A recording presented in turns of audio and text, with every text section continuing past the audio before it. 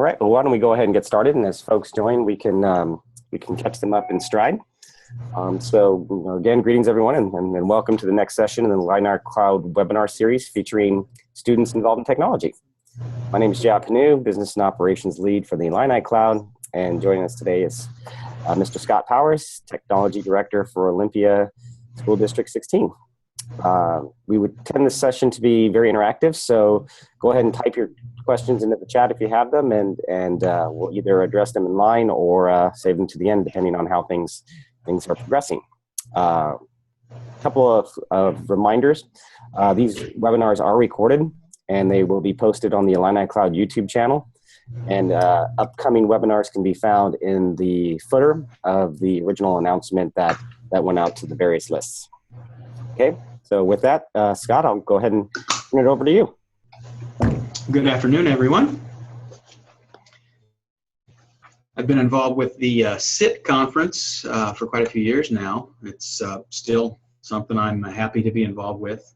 If you know nothing about it, it is an annual conference that we have that we invite students grades 3 through 12.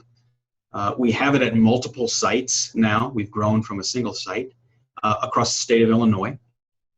And the students come for the day. One of the things that I really like about it, and I think is unique, is that we run it like a professional conference, but there's a lot more fun to it. But also the students are the presenters, as well as the audience, as well as the participants. And that really puts a special spin on the day.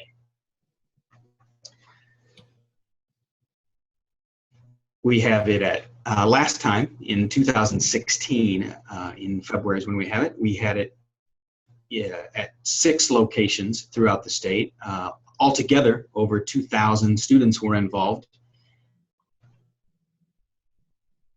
I'll put that up there too, and let's see on the chat. The website is sitconference.org. It's pretty simple. We can get that up there. And then main idea, goals behind it, we want to give them a realistic professional conference experience. It is held for the first site that we had it was at in Normal, Illinois, and that is still a site where we have it. The other sites are held schools, but we have it at the local community college there in Normal, Illinois. So the facility is open and amenable to that kind of setup with, you've got the audience, you've got the students, and seats, plenty of seats. They are all able to have the student presenters more comfortable in that kind of setting. They're used to it. It's a classroom kind of idea. So give them something realistic in terms of they're responsible for bringing content, and then the participants are there to learn from them, but also to share. Very much a collaborative feeling. We also want it to be a forum where students can share their expertise, and some of that is simply the presenter talks in the room, but there's a whole lot of side conversations in and outside of those sessions as students are moving between sessions and then at the break periods and so forth. Definitely you see students with their devices out one-on-one, talking to each other, exchanging ideas and thoughts, as well as being in a formal breakout session. And they just love that they've got this opportunity to hang out with other people who have their interests.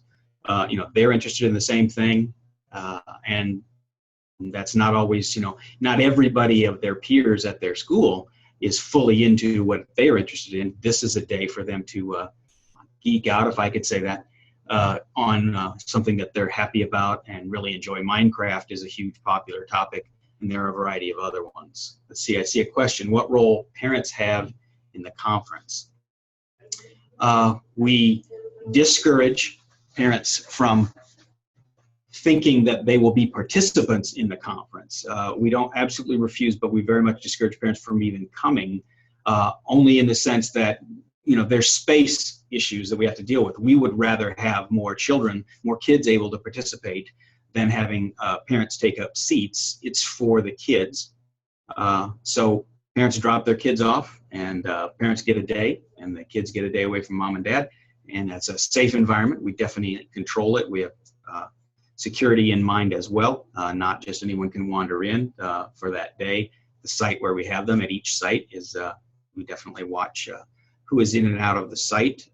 So we do have safety in mind, but the parents can have that, that thought that, okay, this is somewhere I can trust. I can put my kids off. They'll love going. We have to say that the continual growth from year to year tells us that the kids like coming. If a parent insists, and some of them do, that they be there, then we let them know they do have to pay their own registration fee, and then they are an observer, and they are to understand that, especially in some of the activities we have which are hands-on for the kids. The parents sometimes get a little eager to participate themselves, and so we have to make sure they understand that this is for the kids. So parents have a role if they want it. We try to minimize the number that comes simply because of the restrictions that puts on the site. Who are the keynotes in the past events? We have had a variety of keynotes. Obviously, we went technology oriented. Last year was kind of special. We had one of our participants as a young boy, Chris, and then he now is fully involved in technology as his career. He works at Bloomington High School at Bloomington for the Bloomington district. So he spoke about his experience at SIT years ago, and then now what he's doing with that. We've had an astronaut come. So we've had a CEO of a tech company come and talk about launching that. So we've had a variety of different keynotes. Let's see. For kids, by kids, safe and monitored. Yes, exactly. Obviously, we have adults there to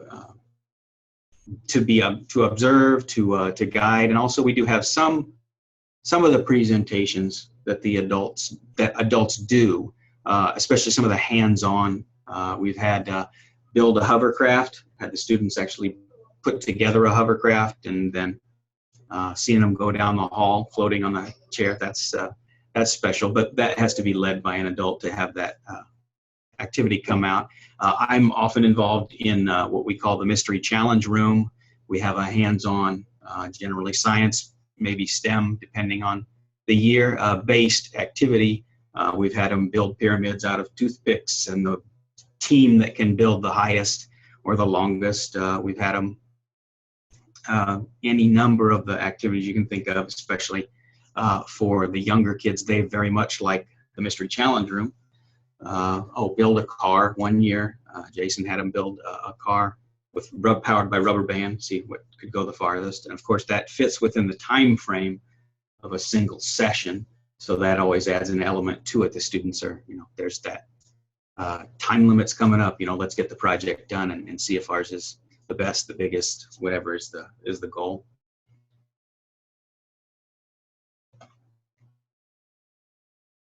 We do also like the students. It definitely brings out something in the students who you wouldn't necessarily pick out as wanting to be public speakers. They get there, they see the enthusiasm for their topic, and it very much encourages them. We do have presenters of all ages, and one thing that we have noticed is that the topic tends to drive attendance at the given sessions. So even if it's somebody who's, let's say, a 6th grader and he's presenting, that's not going to discourage a 3rd grader from going or a freshman in high school. The topics drive it, and we have had that where you'll have definitely an older kid asking a younger kid because that younger kid knows something that's valuable to them. They want to know that. Networking, as adults we call it networking. Kids just know that, hey, this is something I want to interact about. I want to hear what you've got to say about it. Here's what I know about it. And we see that constantly throughout the day, in and out of the sessions. Now, we do have to have something behind it to make it all happen. We do have registration fees as far as costs. It's $25, or it was last year. That will be what it will be for this coming year as well, $25 for the day. That includes the supervision for the day, the activities for the day. We do give them a morning snack, and we do give them lunch. We do have, fortunately, great sponsorship. One of our major sponsors is State Farm. Their home is, of course, in Normal, Illinois, if you didn't know, and that's where this got started. So they still remain for us a very valuable sponsor. We do get donations. We definitely have been doing this enough years now, a dozen. Last year, I think, was the 12th year. So the suppliers know us of the goods that we purchase and we need, so we get reasonably good discounts from our suppliers. And then the major players in it, the districts behind it, they make in-kind donations. Some mailings will go out on the back of the districts rather than the SIT conference organization. The conference facilities where we have the conferences, we don't generally pay for the arena where we have it. The facilities are kind enough, the schools, to provide it. We do get some printing, and website hosting is complimentary to the organization. And absolutely one of the most important things is the volunteers. We have quite a few adult volunteers that come year after year. They return. I always like to tell the story that I would do this for several years. I inherited it from my predecessor at my job as the tech director at the Olympia schools, and so I went first to say, okay, well, I'm going to the meeting, because she always went to the meeting. I was hooked, and after the first time actually participating in a SIT conference, yeah, I was definitely hooked. The energy, seeing the kids and the enthusiasm. Well, I talked for years, told my wife, you've got to come, you got to come. She loves kids. You got to come and do this, volunteer. Oh yeah, I'll do that. And then the first year that she came, she's not missed one since. She loves it. The volunteers really do get hooked, and they come back year after year. Some of the other adult roles, the keynote speaker I've mentioned, the hands-on activity, they lead that. We do have a role of sponsor, and generally that is a teacher. The idea of a sponsor is they would encourage, sort of take some of the kids at the school that they work with and encourage them, support them as they develop an idea to be a presenter at the conference. Remember the two roles, the students are both the participants, but then they also are the presenters. So the sponsors would support them, help them develop their idea for a presentation. And then they generally come together as a group. They attend the conference, they come together as a group, like a team, and the sponsor will be there for the day for them. That would be another adult role. It's not required for students to have a sponsor, not at all, and the majority do not, but that is some way we get some attendance from those students that maybe wouldn't go out on their own, wouldn't grab it and register on their own to participate. With the help of a sponsor at their school, they're a little bit more encouraged. We also do encourage the students to present together. We have quite a few teams that present. They don't have to present all alone, and that is reassuring for many of them. Basic agenda for the day. Students check in. We have them all come to the one door. They come in that door. The other doors are locked, so we know where they're coming in. They check in, get their materials. We'll have an opening ceremony, usually pretty brief, and we have a keynote speaker, as I've talked about. They'll have a breakout session. Then they'll have a morning snack. Then we'll have another couple sessions. We'll have lunch. We'll have a couple more breakout sessions, and then prizes. We cannot forget the prizes. Throughout the day, there is a prize area, and the students can earn SIT bucks. We have our own currency with the SIT conference.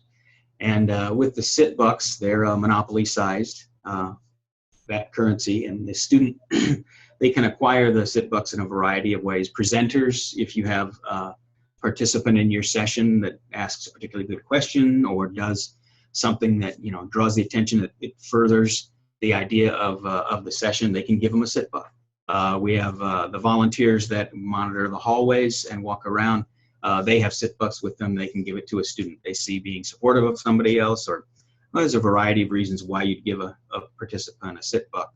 But the kids want to get those SIT bucks because then you write your name on the back of the SIT buck, and then you go to the prize area, which has a variety of boxes where you can drop in your SIT buck. The boxes are next to a prize. Could be a basket with several things in it. It could be one single prize, generally tech-oriented, but not exclusively. We know our audience, so we know what the kids are interested in. So there's a variety of prizes. Some of them have the strategy to get as many SIT bucks as they can and put it all in one box. Others have the strategy, they get the sit bucks and they scatter them across different boxes. Whatever works, whatever makes them happy. The last session of the day is the prize giveaway, and that's always the most popular, tends to be the loudest. All of the kids are in a large room, at least at the normal site.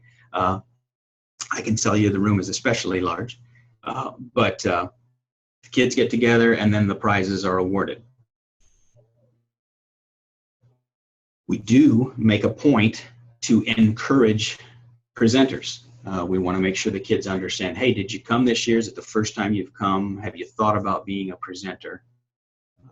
Please think about it. And one of the motivations for that, besides the opportunity to present your ideas and network with your friends and network and make new friends, would be that the presenters get the larger prizes. They're eligible for the drawing for the larger prizes. We've given away large screen TVs. We've given away every game system you can think of.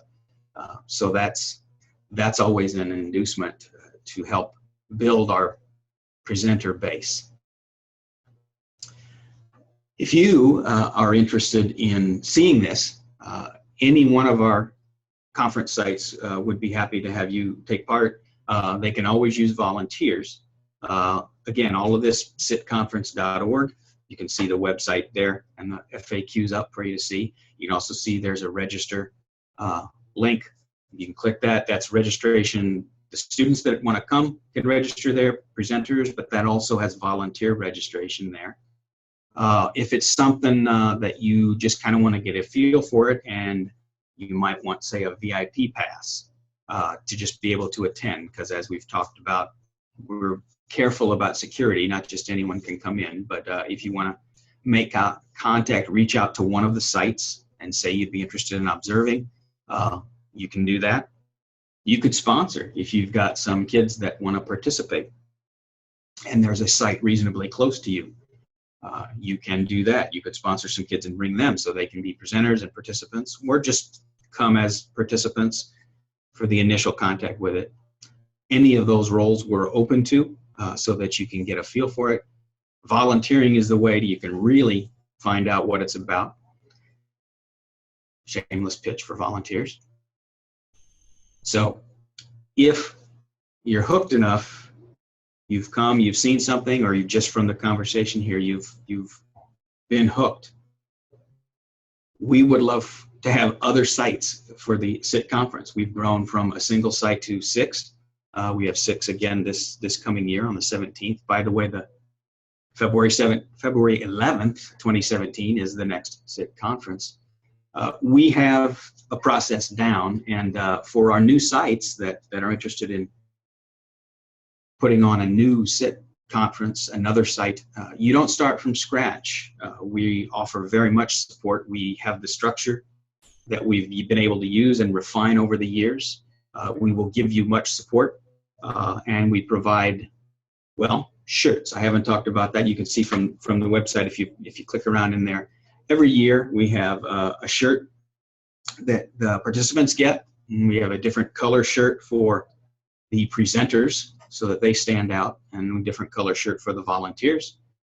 So if you were to want to put on your own site, we help you with the supplies and the shirts and the other things that you need, even support you with guidance on prizes and providing some of that. So you don't have to start, oh, it seems like SIT conference is a good idea, but we could never do that. You know, starting from scratch is pretty intimidating. That's pretty scary. But if you are interested in having this grow your way and you want to see a site closer by you, we'd love that, and we will provide support for that. Again, it's 2017. It's February 11th, so beginning early next year. Sitconference.org. You're looking at the website. I'd be happy to address any other questions. We've been running it for any questions from the group. If you do, again, just put them into the chat. Who's the keynote this year? 3 years doing that. We built another version for that. So I believe I heard a question. Who is the keynote for this year? You know, I don't know who the keynote is for this year. That's an excellent question. It may not be posted on the site yet. Obviously, we have different keynotes depending on which site you go to. we have had years where we did a single video connection. That has its problems. So the different sites are free to arrange their own keynote. Great question. I'm sorry, I don't have an answer for you. Great, thank you for that. Additional questions? All right, well, if there's no additional questions, thank you so much, Scott. I think this has been very, very informative. And oh, there's another question coming in. Are you guys talking to a group in Nebraska? I don't know if there's formal discussion. I know I've met some from Nebraska that were at the ICE conference last year. Hey, if I can answer that real quick on the, so we, as IlliniCloud, we have a relationship with the ESUs in Nebraska, and so we've been trying to get one of the things we've learned in Illinois after the many years, over a decade doing this, is there's a real advantage to this being led by a school district or a group of school districts, because it has a better chance for success than necessarily like a regional office or maybe a university. We've had experiences where those didn't go as well. So when the ESU folks in Nebraska came to Illinois at the ICE conference, we had a group of them discussing that, trying to bring those districts together. I've also reached out. So it's just funny that Nebraska, you asked about out to the Omaha schools, and we're hoping that we'd love to be able to get a site set up outside of Illinois. And I think that would be really advantageous. And it's one of the things that IlliniCloud is trying to help and usher and be able to share out the playbook, because there's an entire playbook on how to run a conference like this, and engage the students and engage the volunteers in the schools and things like that. So if you do want to consider getting that, we're happy to talk to you. And there's no cost to you guys. It's just really, we're just trying to spread this around. This is it's almost like an open source student conference, right? All we care about is really just making sure that we give other opportunities to kids to be able to share what they're doing and spread this out to other communities. Great, thanks, Jim. Additional questions? All right, if there's no further questions, thank you again. Oh, here's another one. Would those be synced? Bernie, can you put? Question. You meaning would we sync across states? Can you clarify your question, Bernie? Yep, yeah, syncing across states in terms of timing. It's certainly, I mean, we're used to doing multiple sites the same day. That's the way we do it. I don't know if the logistics would be problematic. If I can see that working, sure. We would have to negotiate those. But yeah, doing it the same, that would be that much more awesome, you know, to know that it's going on at multiple states across the country. Yeah, that would be very powerful. Okay, great. Well, thank you. Let's try this one more time. Thanks again, Scott. I appreciate your time today, and I think this has been very valuable for folks on the call. And again, for folks that are still on the call, we will be posting this out to the IlliniCloud YouTube channel. So people who didn't have the opportunity to attend today can go out there and actually replay the webinar and for their edification. Thanks for listening, everybody. All right. Thank you, Scott. Have a good afternoon. Bye-bye.